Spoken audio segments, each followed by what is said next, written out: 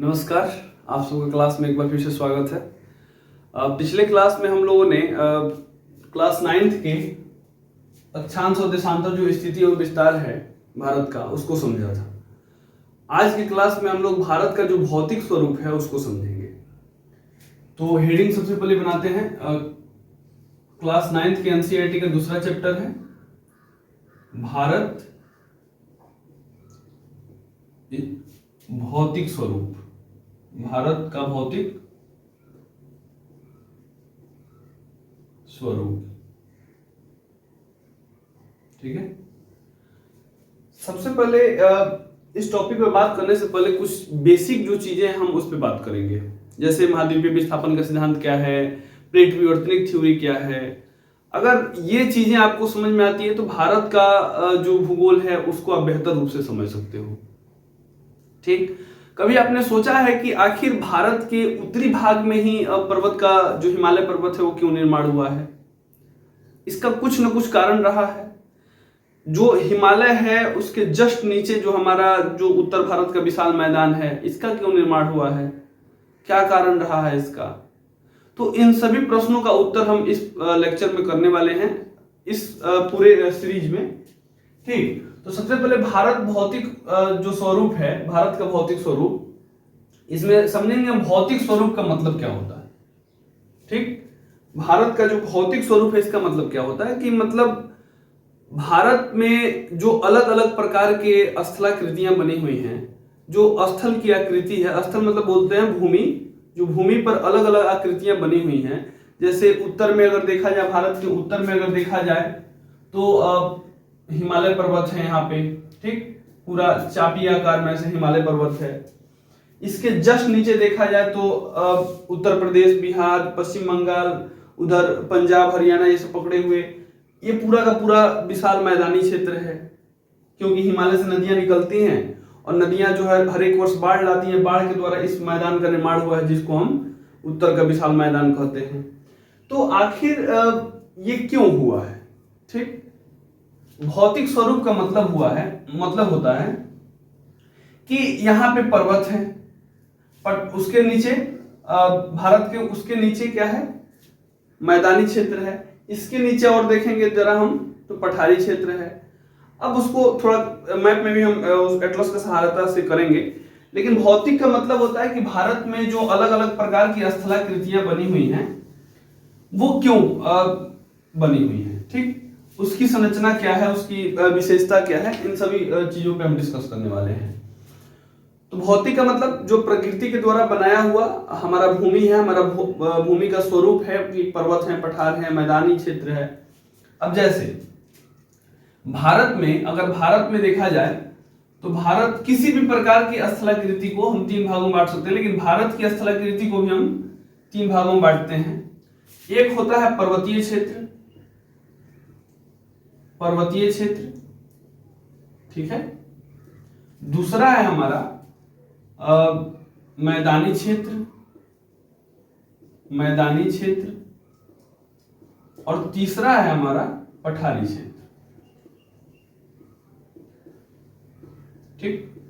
तो भारत का जो भूमि है उसको मुख्य रूप से, या किसी भी विश्व की भूमि को मुख्य रूप से 3 भागों में हम बांट सकते हैं कि वहां पे पर्वत कितने हैं, पठार कितने हैं, पर्वतीय मैदानी क्षेत्र कितना है। अच्छा, अक्सर आप एक प्रश्न सुनते होंगे कि भारत जो है क्या बोलते हैं, भारत जो है एक कृषि प्रधान देश है। क्यों भारत एक कृषि प्रधान देश है? कैसे इसको कैसे आप साबित करेंगे कि भारत कृषि प्रधान देश है? तो उसमें का जो उस क्वेश्चन का जो आंसर है, उसमें से एक आंसर ये बहुत अच्छा है पॉइंट, कि भारत में जो मैदानी क्षेत्र है वो लगभग 43%, भारत में जो मैदानी क्षेत्र है वो लगभग 43% हिस्से पे मैदानी क्षेत्र है, प्लेन एरियाज हैं, ठीक है। अब इसके द्वारा हम कह सकते हैं कि देखिए लगभग आधा, भारत का जो आधा हिस्सा है, मतलब थोड़ा सा आधा से कम, वो मैदानी क्षेत्र है। मैदानी क्षेत्र में मुख्य रूप से लोग क्या करते हैं, तो मैदानी क्षेत्र में मुख्य रूप से लोग कृषि कार्य ही करते हैं बेसिकली, अगर देखा जाए तो इसलिए हम कह सकते हैं कि भारत एक कृषि प्रधान देश है। एक ये तर्क आप दे सकते हैं। उसके बाद अन्य भी बहुत सारे तर्क हैं।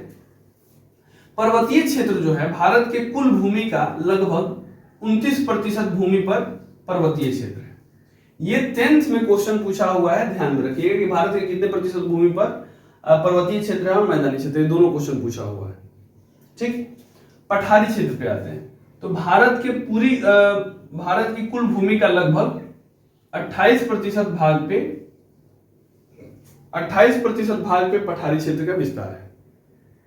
पठार किसे कहते हैं, मैदान किसे कहते हैं, पर्वत किसे कहते हैं, शायद आप समझते होंगे, नहीं भी समझते हैं तो थोड़ा सा समझ लीजिए कि वह आकृति जिसका शीर्ष नुकीला हो, वह भौतिक भूमि की आकृति जिसका शीर्ष जो है नुकीला हो और ढाल तीव्र हो। तीव्र ढाल मतलब जिसका जो ढलान हो एकदम तीखा हो, तेज हो, ठीक है, इसको हम बोलते हैं पर्वतीय क्षेत्र। मैदानी क्षेत्र किसको बोलते हैं कि थोड़ा सा ऊपर उठा हुआ है लेकिन इसकी ये जो है समतल होता है और समुद्र तल से इसकी ऊंचाई बहुत ज्यादा नहीं होती है, ठीक है। और पठारी क्षेत्र किसे कहते हैं कि भूमि की वह आकृति जिसका शीर्ष जो है सपाट हो, समतल हो, ठीक है, शीर्ष जो है समतल हो। ये मुख्य रूप से आप इस परिभाषा को दे सकते हैं। ऊंचाई इसमें और इसका ढाल जो है बहुत तीव्र नहीं होता है, ढाल जो है एकदम मंद होता है। ऊंचाई आप जानबूझ करके कितने लोग कहते हैं कि 1000 मीटर से ऊंचाई इसकी ऊंचाई अधिक होती है, इसकी पर्वत की ऊंचाई 1000 मीटर से ऊंची होती है। नहीं, ऐसा नहीं है, ठीक है। जैसे पामीर का पठार देखा जाए तो उसकी ऊंचाई 6000 मीटर है।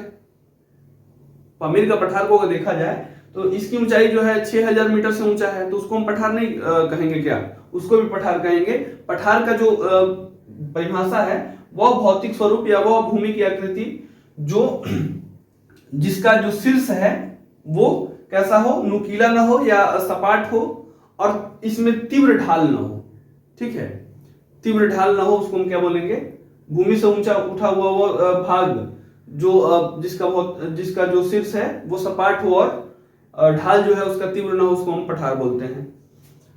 और पर्वत तो आप समझ ही रहे हैं। तो पर्वतों की ऊंचाई भी 1000 मीटर से कम होती है। कोई पठार भी है जो 1000 मीटर से ऊंचा है, ठीक है, 1000 मीटर से पर्वत कुछ कम भी हैं। तो ऐसा परिभाषा को देने से आप बचेंगे, ठीक। तो थोड़ा सा इसको नोट कीजिए कि भारत के 29% भाग पर पर्वतीय क्षेत्र है, 43% भाग पे मैदानी क्षेत्र है और 28% भाग पे पठारी क्षेत्र है, ठीक। तो इन तीनों चीजों को थोड़ा सा नोट कीजिए। अब हम डिस्कस करने वाले हैं कि ये क्यों है, ठीक है। तो सबसे पहले आप हेडिंग बनाइए, महाद्वीपीय विस्थापन का सिद्धांत। अब इस चैप्टर को हम लोग पढ़ रहे हैं, इसमें हम लोग बेसिक कुछ कर लेंगे, उसके बाद आगे बढ़ेंगे। महाद्वीपीय विस्थापन का सिद्धांत, महाद्वीपीय विस्थापन का सिद्धांत, ठीक है। अब इस सिद्धांत को अल्फ्रेड वेगनर ने 1912 ईस्वी के आसपास 1912 ईस्वी में दिया था, महाद्वीपीय विस्थापन का सिद्धांत। तो सबसे पहले हम देखेंगे कि ये सिद्धांत क्या कहता है। तो महाद्वीपीय विस्थापन के सिद्धांत को देने वाले जो उसके प्रतिपादक हैं वो कौन थे, अल्फ्रेड वेगनर, ठीक है। कॉन्टिनेंटल ड्रिफ्ट थ्योरी इसको बोलते हैं, अल्फ्रेड वेगनर जो है 1900, आप सोचिए कि 1912-15 का समय है। उस समय पूरी साइंस हमारी कितनी ज्यादा विकसित हुई थी, बहुत ज्यादा विकसित नहीं हुई थी। अब देखिए अल्फ्रेड महोदय ने बताया क्या कि ये जो आपको दिख रहा है कि अफ्रीका अलग है, ठीक, एशिया अलग है, ठीक, यहाँ पे उत्तर अमेरिका, दक्षिण अमेरिका, पूरे पृथ्वी पर जब आप देखेंगे तो ये सब अलग अलग आपको दिख रहा है। इस महोदय ने कहा कि नहीं, ये ऐसा नहीं है, प्रारंभ में ऐसा नहीं था। इन्होंने कल्पना करके बताया कि प्रारंभ में ऐसा नहीं था। उसके लिए कुछ अपने प्रमाण भी दिए जो उस समय वैज्ञानिक संस्थाओं को मान्य नहीं थी, ठीक। इन्होंने बताया क्या कि देखिए, अगर आप ध्यान से देखें तो आप थोड़ा एटलस में भी देखें, जो अफ्रीका का पूरा पार्ट है हमारा, अफ्रीका और दक्षिण अमेरिका के पार्ट को अगर देखें तो अगर इसको दक्षिण अमेरिका को अफ्रीका में पुश किया जाए तो ये पूरा का पूरा इसमें फिट हो सकता है। ये वाला पूरे हिस्से में, ये वाला जो हिस्सा है हमारा पूरा फिट आ सकता है, समझ में आ रहा है? तो इसको अगर इसमें डालेंगे हम तो पूरा फिट हो जाएगा। इसके अलावा इन्होंने बताया कि यहाँ पे जो वनस्पतियों का प्रकार है, जो खनिज संसाधन यहाँ पे मिलते हैं, यहाँ पे जो जीव जंतु हैं उनका स्वरूप और यहाँ का जो स्वरूप है वनस्पति जीव जंतु, ये लगभग बहुत सारा मिलता जुलता है, खनिज संसाधन।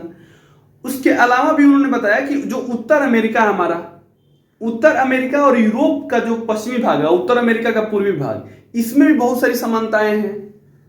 तो इसी कुछ आधार पे कुछ निष्कर्षों को निकाल करके उन्होंने बताया कि हमारा पूरा का पूरा महाद्वीप जो था, ये मान लीजिए हमारा ग्लोब हो गया, ठीक, पूरा का पूरा महाद्वीप जो था वो एक ही भूमि का हिस्सा था, जो आज हमको अलग अलग दिख रहा है।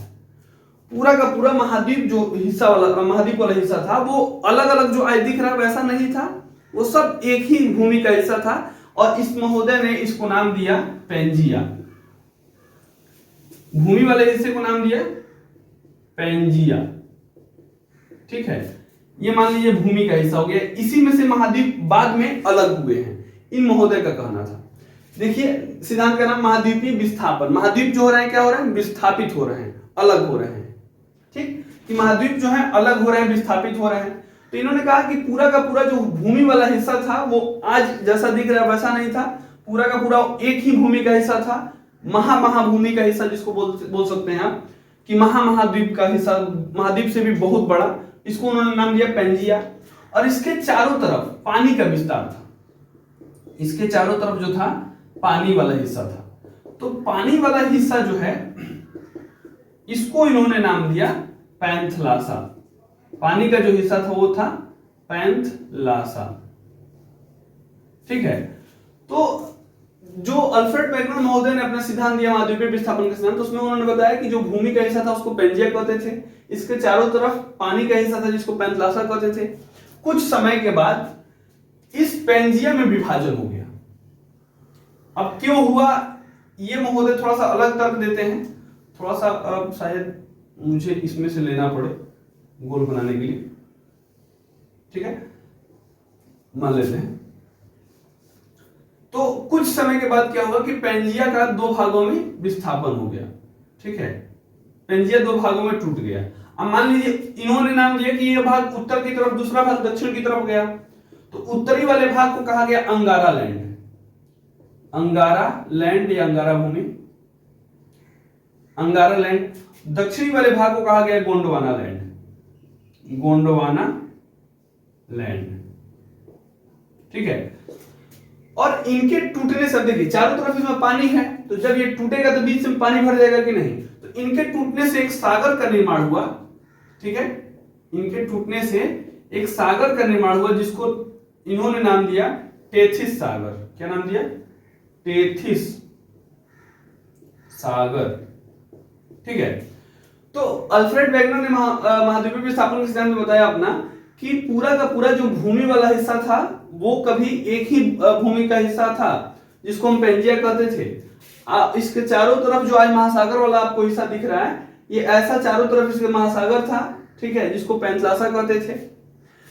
उसके बाद कुछ समय के बाद क्या हुआ कि पेंजिया में विस्थापन हुआ, मैंने पेंजिया दो भागों में टूट गया, एक भाग उत्तर की तरफ, एक भाग दक्षिण की तरफ चला गया।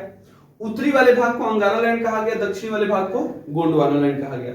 अब बीच में इनके टूटने से बीच में पानी भर गया, जिससे एक सागर बना जिसका इन्होंने नाम दिया टेथिस सागर, ठीक। तो इतना महाद्वीपीय विस्थापन का सिद्धांत का था। अब क्यों टूटा ये भी एक्सप्लेन इन्होंने किया, लेकिन उस पर अधिकांश वैज्ञानिक सहमत नहीं थे। बाद में इसकी खोज जो है प्लेट विवर्तनिक थ्योरी जो है इस पे आया, उसके बाद इसने इस सिद्धांत की अच्छे से व्याख्या की। उसके बाद इन्होंने कहा कि जो अंगारा लैंड है, या इसको लॉरेंसिया भी बोलते हैं, क्या बोलते हैं, लॉरेंसिया, एक और नाम है, कहीं कहीं बुक में आपको मिल जाएगा लॉरेंसिया, ठीक है। तो इन्होंने बताया कि जो अंगारा लैंड है वो फिर टूट गया और गोंडवाना लैंड भी टूट गया। अंगारा लैंड के टूटने से उत्तर अमेरिका, ठीक, उत्तर अमेरिका, यूरेशिया मतलब यूरोप और एशिया दोनों, उत्तर अमेरिका, यूरोप और एशिया बने, ग्रीनलैंड इसी में है। जबकि दक्षिण गोंडवाना लैंड को टूटने से दक्षिण अमेरिका, अफ्रीका, ठीक, एशिया का सॉरी क्या बोलते हैं, एशिया का दक्षिणी भाग जिसमें भारत और सब शामिल है, और एक है ऑस्ट्रेलिया और अंटार्कटिका। इतना भाग गोंडवाना लैंड के टूटने से बना। इसको जरा आप एटलस में देखें, नेचुरल डिजास्टर वाला आप या वर्ल्ड मैप निकाल लीजिए, इसमें होगा नेचुरल डिजास्टर, पेज नंबर आपको 3rd एडिशन में पेज नंबर है आपको 119। इसमें देखिए आप, इन्होंने बताया कि ये पूरा का पूरा जो उत्तर अमेरिका है, उत्तर अमेरिका, यूरेशिया, ये सब अंगारा लैंड के टूटने से बना है। दक्षिण अमेरिका के टूटने से क्या, गोंडवाना लैंड के टूटने से क्या क्या बना है, दक्षिण अमेरिका, साउथ अफ्रीका का पूरा पार्ट, भारत का दक्षिणी भाग, और क्या है ऑस्ट्रेलिया और अंटार्कटिका। इतना क्षेत्र जो है गोंडवाना लैंड के टूटने से बना है। ये कहता है महाद्वीपीय विस्थापन का सिद्धांत, ठीक। लेकिन इन महोदय में कुछ कमियां थी, कुछ कमियों को ये एक्सप्लेन नहीं कर पाए अपनी बातों को, ठीक। इसी के द्वारा इनको थोड़ा सा अमान्य कर दिया गया उस समय के वैज्ञानिकों के द्वारा, लेकिन ये बात ठीक कह रहे थे, कुछ मात्रा में इनकी बातें सही भी थी, ठीक है। बाद में इसकी खोज हुई है। अब देखिए, इसको मैं मिटाता हूं थोड़ा सा, आप चाहें तो लिख भी सकते हैं महाद्वीपीय विस्थापन का सिद्धांत क्या है, लिख लीजिए, लिखिए। इस सिद्धांत का प्रतिपादन अल्फ्रेड वेगनर ने, इस सिद्धांत का प्रतिपादन अल्फ्रेड वेगनर ने 1912 ईस्वी में किया था। इस सिद्धांत के अनुसार पृथ्वी पर शुरू में, मतलब जब पृथ्वी का प्रारंभ हुआ, पृथ्वी पर शुरू में भूमि का एक बहुत बड़ा दो बार लिखिए, बहुत बड़ा महाद्वीप था जिसे पेंजिया कहते थे। इसके चारों तरफ जल का विस्तार था जिसे पैंथलासा कहा गया, ठीक। कुछ समय के बाद पेंजिया दो भागों में टूट गया, एक भाग उत्तर की तरफ, दूसरा भाग दक्षिण की तरफ चला गया।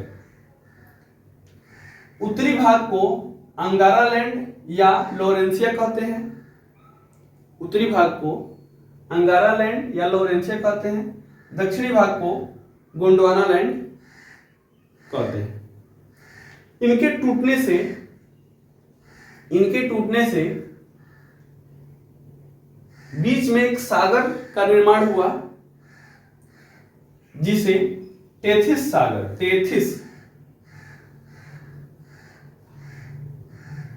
ठीक है, टेथिस सागर कहा गया, ठीक।